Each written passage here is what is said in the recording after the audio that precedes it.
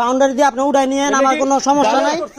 এই জায়গায় মানুষজন যে যাতায়াত করে রাস্তাটা, এই জায়গায় এই যে ডালটা স্ল্যাবটা দিছে, এই জায়গায় মাটি দিলে একটা লেভেল হইব। এটা মাটি ফেলাইতেছি, আমি কারো রাস্তা জায়গা দখল করতেছি না। হ্যাঁ, আপনি যে এই যে কি বললেন কাকা, কি বললেন বলেন তো? আপনার এই জায়গায় 18 ইঞ্চি জায়গা আছে, আপনি বাউন্ডারি দিয়া আলাদা করে বাউন্ডারি করে নেন। আর আমি যে মাইটা ফালাম ওই রাস্তার মানুষের যাতায়াতের লেগা, চলাচলের জন্য এই জায়গায় আমি আমি আমি এই জায়গায় আমার বাড়ির উঠান বহাইতাছি না, আমি এই জায়গায় বসার জন্য আমি কোনো কিছু দিতাছি না, এই মানুষজন হাঁটাচলা পারবো।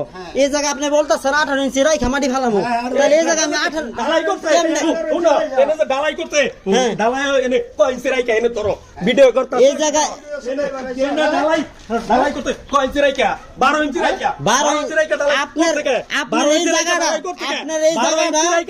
আপনি রাইখা আপনি বাউন্ডারি উঠাই নেন, আপনি বাউন্ডারি উঠাই নেন, আপনি বাউন্ডারি